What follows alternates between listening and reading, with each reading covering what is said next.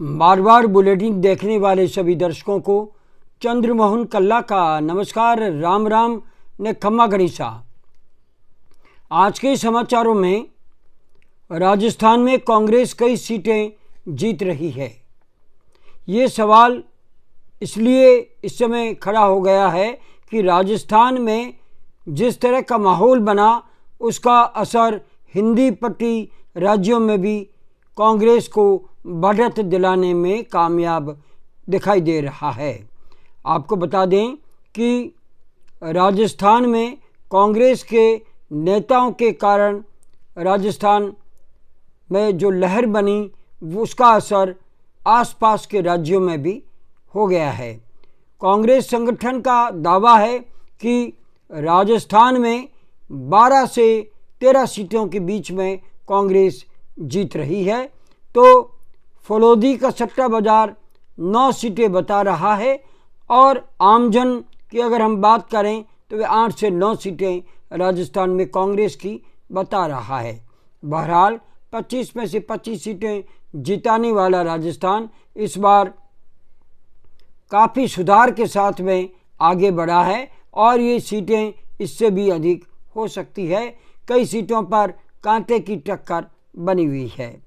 राजस्थान में हवा बदली, जहां 25-25 सीटें भारतीय जनता पार्टी को मिल रही थी, सशक्त माहौल बना हुआ था, लेकिन 173 विधानसभा सीटों पर उदासीनता, वोटर्स की कम मतदान होना ये संकेत दे रहा है कि कांग्रेस के पक्ष में हवा चल निकली है। रविंदर सिंह भाटी का नाम देश भर में चर्चा में आ गया है। जहां पर बाड़मेर में जाकर के प्रधानमंत्री नरेंद्र मोदी अपने कृषि मंत्री कैलाश चौधरी के लिए वोट मांगते हैं, वहां पर रविंदर सिंह भाटी और कांग्रेस के उम्मीदवार बेनीवाल के बीच में कांटे की टक्कर है। कैलाश चौधरी कहीं नज़दीक भी फाइट करते दिखाई नहीं दे रहे हैं और ऐसा कहा जा रहा है कि अगर जाटों ने पूरा वोट उम्मीदवार को दे दिया तो मान करके चलिए रविंदर सिंह भाटी भी उम्मीदवार से चुनाव हार सकते हैं, लेकिन कैलाश चौधरी का नाम कहीं नहीं है।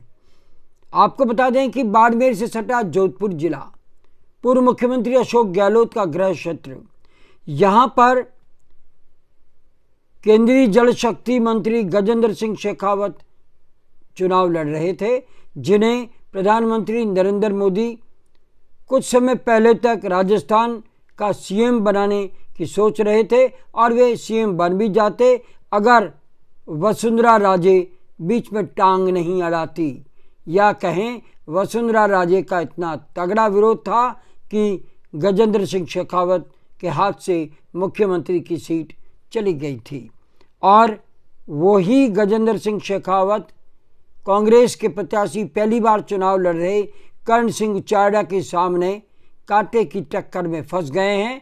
वे चुनाव हार भी सकते हैं और जीते भी तो मार्जिन वोटों से जीतने के संकेत मिल रहे हैं। आपको ये भी बता दें कि कोटा में देश की लोकसभा के अध्यक्ष ओम बिरला, जो कि संवैधानिक पद पर बैठे हैं, कांटे की टक्कर में हारने की स्थिति में पहुंच गए हैं।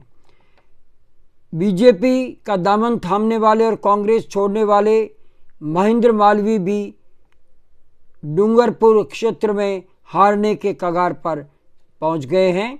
और आपको ये भी बता दें कि राहुल कुशवाहा, जिन्होंने कि भारतीय जनता पार्टी छोड़ करके कांग्रेस में शामिल हुए थे, जीतने के कगार पर खड़े हैं, वे चुनाव जीत रहे हैं, ये सभी कह रहे हैं। सीपीएम के अमराराम कांग्रेस गठबंधन के साथ सीकर में जीत की ओर कदम बढ़ा चुके हैं, जबकि उत्तर भारत में सीपीएम का सुपड़ा केवल केरल को लेकर के सभी जगह साफ है।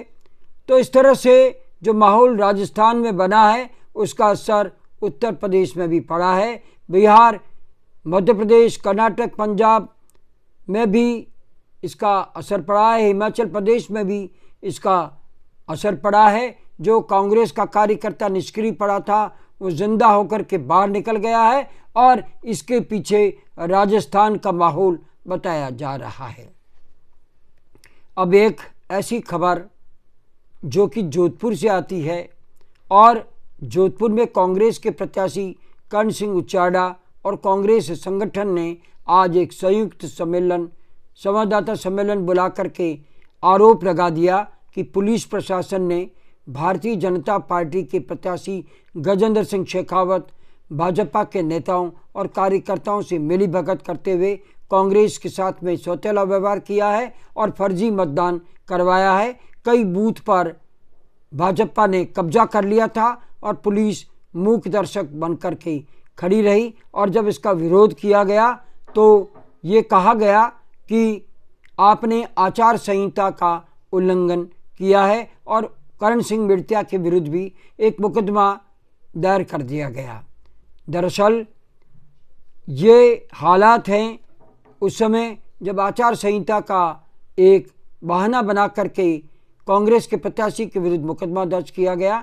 तो आचार संहिता में क्या चुनाव आयोग ये कहता है कि प्रत्याशी हो या कार्यकर्ता हो वे आचार संहिता का उल्लंघन करते हैं उनके विरुद्ध मुकदमा करो, लेकिन आचार संहिता में चुनाव आयोग शायद ये नहीं कहता कि पुलिस प्रशासन और जिला प्रशासन अपना सौतेला व्यवहार करके तानाशाही करें तो क्या उनके विरुद्ध कार्रवाई नहीं हो सकती।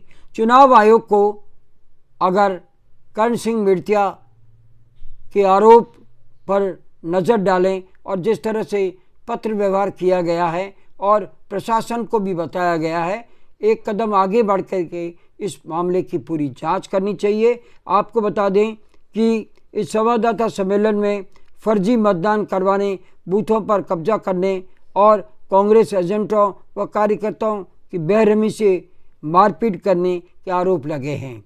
बैंगटी में एक तरफा कार्रवाई की गई जबकि वहाँ पर 90% मतदाता कांग्रेस की विचारधारा के थे, वहाँ पर पत्थरबाजी की गई और कांग्रेस के कार्यकर्ताओं पर उल्टा 307 यानी कातिलाना हमला करने का मुकदमा दर्ज कर लिया गया। बहरहाल शेरगढ़ में भी यही हालात बताए जा रहे हैं और वहाँ पर कांग्रेस के कार्यकर्ता बाबू सिंह और शिव सिंह के साथ में मारपीट की गई।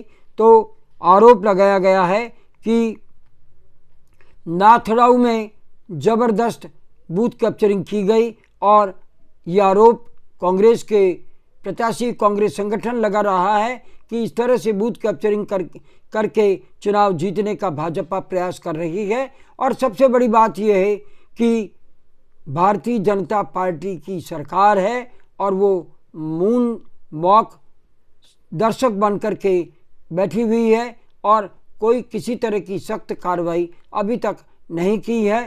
कांग्रेस के कार्यकर्ता जोश में हैं और वे आने वाले दिन में क्या करते हैं ये देखना होगा, लेकिन चुनाव आयोग हमेशा निष्पक्ष चुनाव करवाने के लिए कहता है। जिला निर्वाचन अधिकारी और पुलिस कर्मियों की ड्यूटी बनती है कि वे निष्पक्ष चुनाव कराए, वरना लोकतंत्र में आवाज़ ही उठाई जा सकती है और अगर आवाज़ भी कुचल दी जाएगी तो मान करके चलिए कि लोकतंत्र खतरे में पड़ सकता है। बहरहाल आरोप कांग्रेस के प्रत्याशी कांग्रेस के संगठन ने लगाए हैं, हमने उनकी बात को आप तक पहुंचाया है। अब हमारा आज का बुलेटिन समाप्त करने की इजाज़त दीजिए। अगला समाचार बुलेटिन लेकर फिर हाजिर होंगे, लेकिन उससे पहले हम जानना चाहते हैं कि आपको ये चैनल कैसा लगता है। अगर आपको ये चैनल पसंद है इसे सब्सक्राइब करें, लाइक करें, शेयर करें और इस चैनल को बढ़ावा दें। नमस्कार, जय हिंद, सब्बा खैर, शुभ रात्रि, जय भारती।